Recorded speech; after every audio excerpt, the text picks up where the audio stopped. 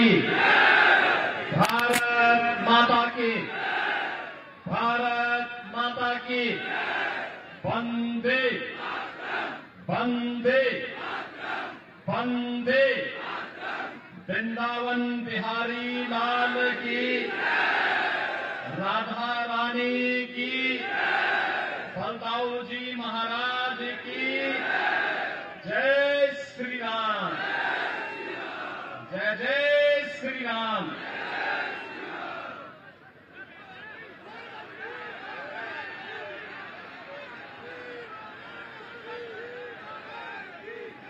Bharatiya Janata party के क्षेत्रीय अध्यक्ष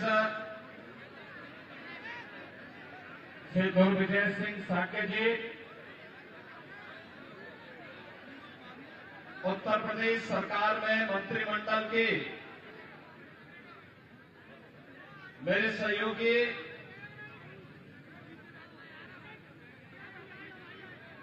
चौधरी लक्ष्मी नारायण जी, श्री संजीव सिंह जी, माननीय सांसदगण श्री सतीश गौतम जी, श्री अनूप प्रधान जी, भारतीय जनता पार्टी के प्रदेश के उपाध्यक्ष श्री संतोष सिंह जी, जिलाध्यक्ष चौधरी कृष्णपाल सिंह जी, जिलाध्यक्ष राष्ट्रीय लोकदल चौधरी हरवीर सिंह जी, माननीय विधायकगण श्री राजेश चौधरी जी, श्री जयवीर सिंह जी, श्री अनिल पराशर जी, श्री रविंद्र पाल सिंह जी, श्रीमती मुक्ता संजीव राजा जी, श्री राजकुमार सहयोगी जी,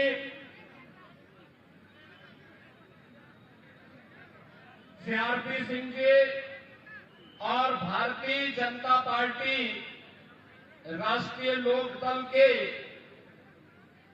संयुक्त प्रत्याशी के रूप में उपस्थित स्वर्गीय श्री कृष्णलाल दिलेर जी के पौत्र और स्वर्गीय श्री राजवीर सिंह दिलेर के पुत्र, एक युवा कर्मठ प्रत्याशी श्री सुरेंद्र दिलेर जी और उपस्थित खैर के मेरे सभी बहनों और भाइयों, आज मैं इस उपचुनाव के माध्यम से आप सबसे अपील करने के लिए आया हूं।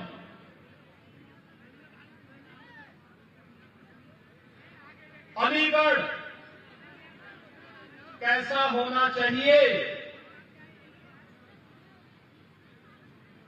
उसमें खैर की क्या भूमिका होनी चाहिए,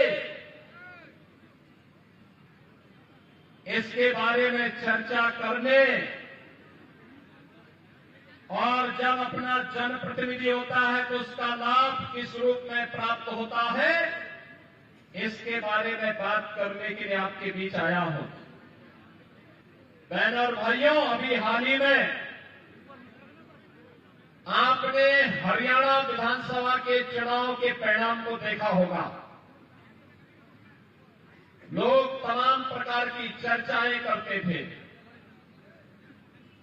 लेकिन हरियाणा की जनता ने जवाब दिया कि नहीं, हमें डबल इंजन चाहिए और डबल इंजन में भी एक ऐसी सरकार चाहिए जो बिना भेदभाव के शासन की योजनाओं को भी दिला सके और सुरक्षा की पुख्ता व्यवस्था भी दे सके, और वह केवल और केवल भारतीय जनता पार्टी मोदी जी के नेतृत्व में दे सकती है। बहनों और भाइयों, विरासत और विकास का अद्भुत संगम क्या होता है, यह आपने काशी में भी देखा है। 500 वर्षों के बाद अयोध्या में भी देखा है, मथुरा, वृंदावन, बरसाना में भी आप देख रहे हैं। और आपको अलीगढ़ से ज्यादा अच्छा उदाहरण क्या मिलेगा कि जिस राजा महेंद्र प्रताप सिंह जी को कांग्रेस ने पूरी तरह भुला दिया था, और राजा महेंद्र प्रताप सिंह जी के नाम पर भी एक राज्य विश्वविद्यालय आपको हम लोगों ने समर्पित किया है। बहनों और भाइयों, ये राज्य विश्वविद्यालय आने वाले समय में एक उत्कृष्टतम विश्वविद्यालय बने, इसके लिए भी भारतीय जनता पार्टी के प्रत्याशी जीतने आवश्यक है। आपने देखा होगा कल माननीय उच्चतम न्यायालय में अलीगढ़ विश्वविद्यालय को अल्पसंख्यक विश्वविद्यालय बनाना चाहिए, अल्पसंख्यक संस्था के रूप में स्थापित करना चाहिए, या एक सामान्य संस्था के रूप में रहनी चाहिए।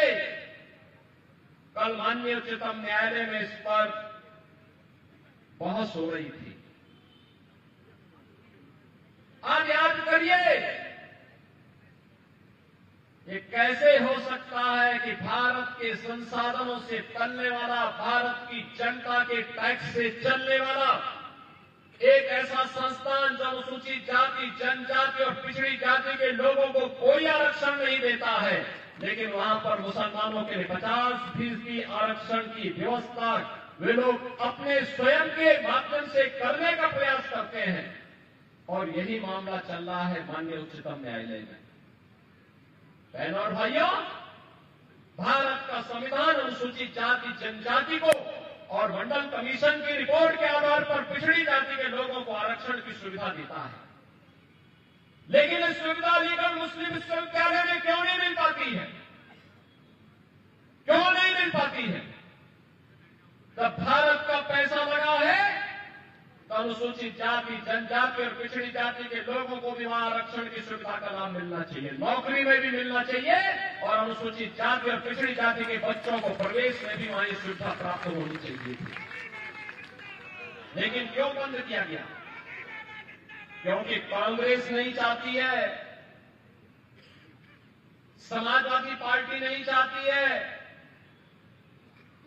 बहुजन समाज पार्टी नहीं चाहती है, क्योंकि इन सबको वोट चाहिए, वोट बैंक को बचाने के लिए लोग आपकी भावना के साथ और राष्ट्रीय एकता और अखंडता के साथ खिलवाड़ कर रहे हैं। ये लोग इसके साथ खिलवाड़ कर रहे हैं, राष्ट्रीय अस्मिता के साथ खिलवाड़ कर रहे हैं। आपने इससे पहले पिछले सप्ताह देखा होगा, जम्मू कश्मीर विधानसभा ने एक प्रस्ताव पारित किया है। जम्मू कश्मीर में नेशनल कॉन्फ्रेंस और कांग्रेस की सरकार है, उसने प्रस्ताव पारित किया है कि कश्मीर में फिर से 370 की बहाली होनी चाहिए। बहनों और भाइयों, ये जानते हुए कि बाबा साहब डॉक्टर भीमराव अंबेडकर नहीं चाहते थे कि भारत के संविधान में धारा 370 जुड़े, लेकिन पंडित नेहरू की जिद ने जबरदस्ती इस धारा को भारत के संविधान में जुड़वाया। हर भारतवासी जानता है कि कश्मीर के अंदर आतंकवाद की जड़ धारा 370 है, लेकिन उस सबके बावजूद धारा 370 को हटाने का कभी भी प्रयास कांग्रेस के द्वारा नहीं किया गया। और जब 2019 में प्रधानमंत्री मोदी जी ने देश के हित में, राष्ट्रीय अखंडता के हित में कश्मीर में धारा 370 को हटाने का एक निर्णय लिया, दूरगामी सोच के साथ निर्णय लिया, और पिछले 5 वर्षों के अंदर कश्मीर के अंदर विकास और सुरक्षा का एक बेहतरीन माहौल मिला। आज लाखों पर्यटक कश्मीर में आते हैं। तब फिर से उस कश्मीर को आतंकवाद का गढ़ बनाने के लिए ये शरारत प्रारंभ हो चुकी है। भारत के मुकुट को, भारत का स्वर्ग कहा जाने वाला कश्मीर एक बार फिर से मजहबी उन्माद के कोण में उसको बदलने का कुत्सित प्रयास हो रहा है। मजहबी जुनून का एक बेयर हाउस उसको फिर से बनाने का कुत्सित प्रयास किया जा रहा है। और इसीलिए आपसे कहने के लिए आए हैं, जो मैं आपसे कहता हूं कि कांग्रेस जब भी सफल होगी आपको विभाजित करके सफल होगी। अब इसीलिए मैं कहता हूं, बटिए मत, बटे थे तो कटे थे। मैं इसीलिए बार बार कहता हूं, ये देश का इतिहास बताता है, बटे थे तो राम मंदिर का अपमान हमें झेलना पड़ा था। मथुरा में भगवान श्री कृष्ण की, कृष्ण कन्हैया की जन्मभूमि का अपमान हमारे सामने आया था। भगवान विश्वनाथ का अपमान हमारे सामने आया था। क्या कुछ नहीं हुआ था हमारी मां बहनों के साथ में? क्या कुछ नहीं हुआ था बहन और बेटियों के साथ में? अगर इस सब के बावजूद भी गांधारी की तरह आंखों पे पट्टी बांध करके हम जाति के नाम पर बटे हुए हैं, अपने स्वार्थों में बटे हुए हैं, तो बहन और भाइयों, कटने के सिवाय हमारी दूसरी नियति नहीं हो सकती है। और मैं तो इसीलिए आपसे कहने के लिए आया हूं, बटो मत। ये बांटने वाले लोग आपके दुश्मन हैं। आपके चेहरे पर मीठी मीठी बातें बोलेंगे, इनके बहकावे में मत आओ। और मैं तो कहता हूं, बटोगे तो कटोगे, एक रहोगे तो नेक रहोगे, एक रहोगे तो सेफ रहोगे। बहनों और भाइयों, इसीलिए मैं आज आपसे कहने के लिए आया हूं,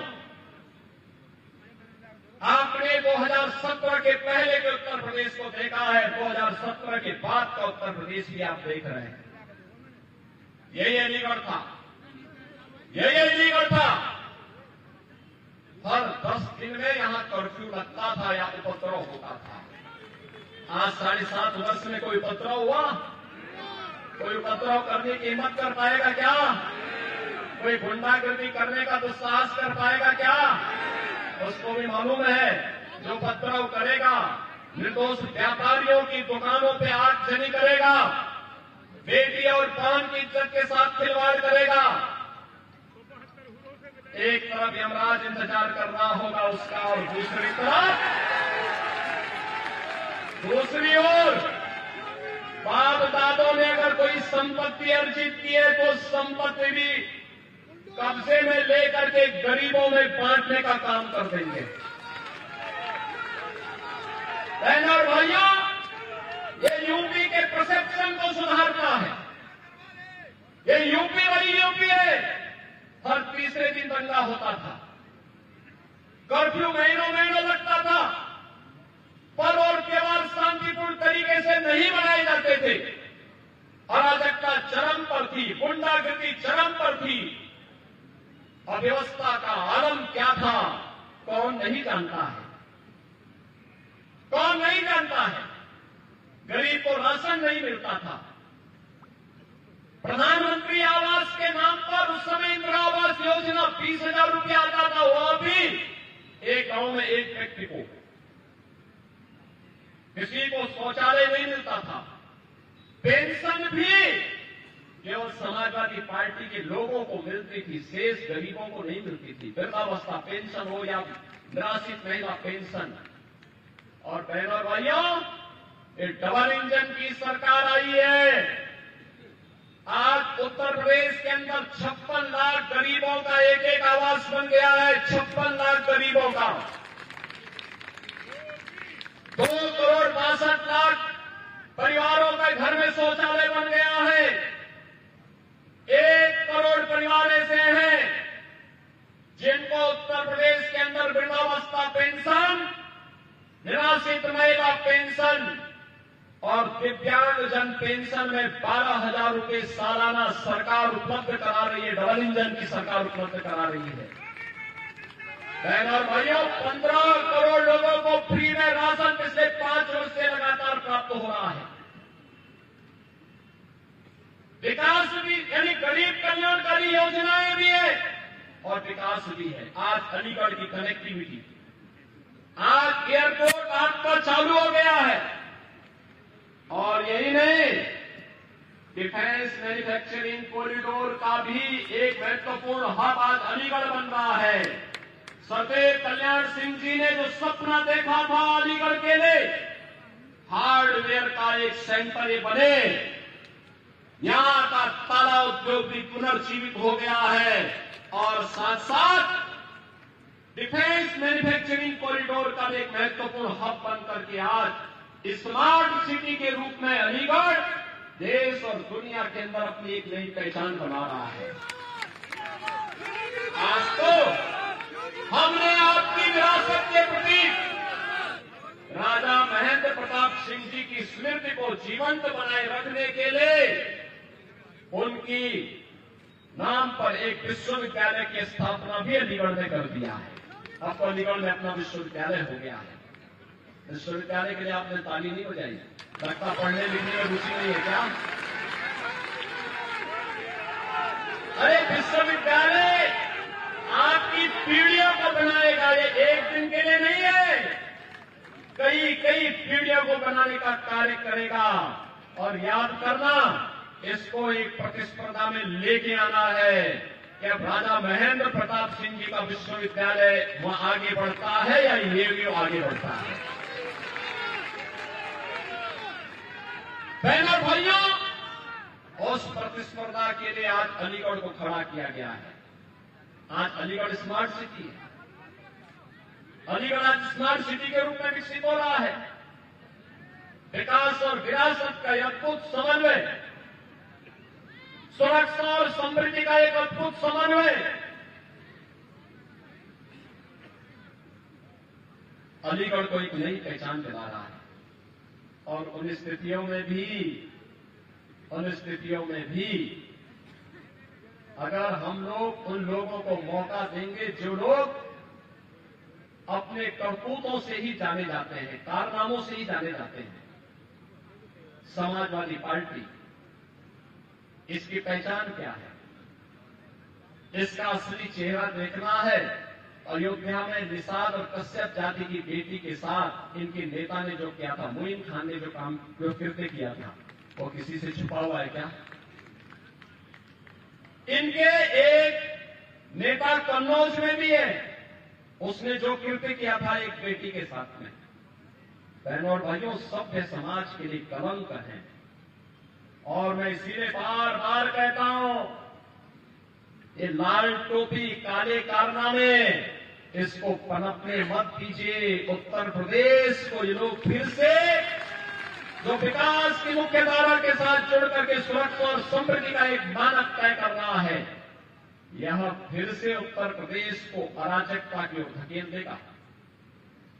आपने देखा होगा कैसे ये लोग षड्यंत्र कर रहे हैं, कैसे कैसे षड्यंत्र करते हैं। कितना इन्होंने झूठ बोला था, अफवाह फैलाई थी लोकसभा चुनाव के दौरान, आज तो एक्सपोज हो गए। कहते थे खटाखट खटाखट, कहां वो खटाखट है? 1-1 लाख रुपए देने की जो बात कही थी समाजवादी पार्टी और कांग्रेस ने, आज वो कहां वो पैसा है? ये खटाखट नहीं, ये चुनाव आया है, अब इनका सफाचट कर दीजिए, कर दीजिए, एक बार मौका दे दीजिए। और हमेशा के लिए याद रखना, जो आपकी सुरक्षा पे सेंध लगाए, जो आपके विकास में बाधक बने, जो अराजकता का प्रतीक हो, गुंडागर्दी का प्रतीक हो, गुंडों और अपराधियों को प्रश्रय देता हो, ऐसे लोगों को किसी भी स्थिति में स्वीकार नहीं किया जाना चाहिए, किसी भी स्थिति में स्वीकार नहीं किया जाना चाहिए। बहनों और भाइयों, जब हम लोग एक गलत व्यक्ति को प्रश्रय देते हैं, तो आने वाली पीढ़ी के भविष्य के साथ खिलवाड़ करते हैं। वर्तमान पीढ़ी के वर्तमान को बर्बाद करते हैं और आने वाली पीढ़ी के भविष्य को भी हम खराब करने का काम करते हैं। ये कोई अधिकार हमें नहीं है। और इसीलिए मैं आप सबसे कहने के लिए आया हूं कि बलदाऊ जी की कृपा भूमि है, हरिदास जी महाराज की साधना से पवित्र की भी धरती है। इस धरती से संदेश स्पष्ट जाना चाहिए और वह संदेश बात स्पष्ट होना चाहिए कि बटेंगे नहीं, एक रहेंगे, सेफ रहेंगे, एक रहेंगे, नेक रहेंगे। नेक का मतलब सुरक्षित रहेंगे। इस दिशा में हमें आगे काम करना है। और बहनों और भाइयों, इसीलिए खैर विधानसभा के उपचुनाव में देखो कितना अच्छा एक संगम और समन्वय बना। श्री किशन लाल दिलेर जी और मैं दोनों एक साथ सांसद थे। कोई बड़े बुजुर्ग आदमी थे, बहुत सज्जन आदमी थे। ईमानदारी और सज्जनता की प्रतिमूर्ति थी स्वर्गीय किशन लाल दिलेर। और मैं यहां अलीगढ़ में जिससे भी बात करता हूं, हाथरस में जिससे भी बात करता हूं, हर व्यक्ति उनकी तारीफ करता है। 2017 में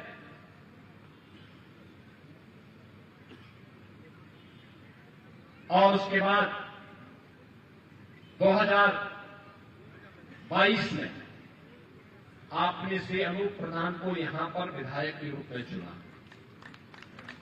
बहनों और भाइयों, अनूप प्रधान हाथरस के सांसद हैं और आज यहां पर उनके स्थान पर यहां पर अब श्री सुरेंद्र दिलेर को भारतीय जनता पार्टी ने, राष्ट्रीय लोकदल ने, एनडीए ने अपना समर्थन देकर के भारतीय जनता पार्टी के चुनाव चिन्ह पर अपना प्रत्याशी बनाकर के उतारा है। बहनों और भाइयों, एक ऐसी विरासत जो विकास और विरासत का समन्वय करने की सामर्थ्य रखती, उसी सद्भाव के साथ कार्य करने की सामर्थ्य रखती हो, जो सुरक्षा, समृद्धि और सुशासन को अपने जीवन का हिस्सा मानती है,